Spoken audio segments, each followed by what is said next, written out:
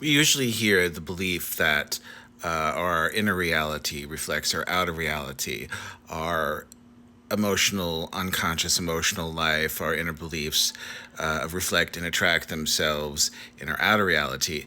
And because I'm an intuitive healer, I got a very good sense of this with a situation that I had with not one, but two clients. One client called me up, a very wonderful supporter of my business. She's come back many times and also referred people. And this time she brought her boyfriend, and she said that her boyfriend was struggling in her life, was feeling very blocked. And he was very doubtful of what I did as a healer. And he said, okay, I'll take the session, but I want you to be there, which was fine. And so I sensed into what was going on with him, and I got the sense that he was very much holding on to the past. And that's definitely what I was sensing, that it was very hard for him to be fulfilled in his life when he was identifying with a part of himself from his past that no longer existed. And that came from holding on to that past and not being able to move forward. So he was, from that identification and maybe from some things that are hurting and blocking him, he was limiting himself. So I did the healing on him, and hopefully I have faith in that healing, so I have a feeling that it unblocked him very deeply. But 2 weeks later, she came back. And number one, unfortunately, their relationship ended, which may have occurred from the facilitation of that healing because it does accelerate resolve. So we did a healing on her because this boyfriend of hers had definitely had intimacy issues, and she noticed that as a pattern of hers, that she would attract emotionally unavailable men. So my intuition said, okay, healing the wound of attracting emotionally unavailable men. Well, let's start there. And that's when I sensed it. As I was going deep into healing that wound, I felt her emotional armor.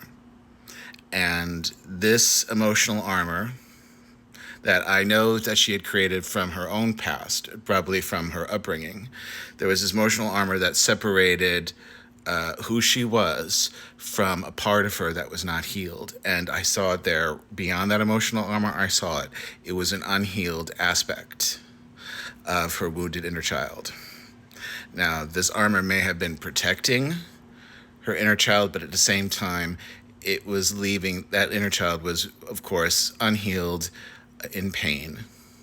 And I'm under the impression that that unhealed inner child was coming from a place where maybe that was part of the reason why she was attracting emotionally unavailable men. And so that healing revealed two things. It revealed, number one, the release of her armor. Number two, the healing of that inner child was very important to her own personal wholeness.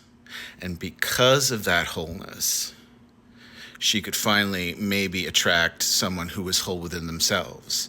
Okay, so that emotional armor and her unhealed inner child was creating a limitation in her life where she would attract other people who were also experiencing another limitation.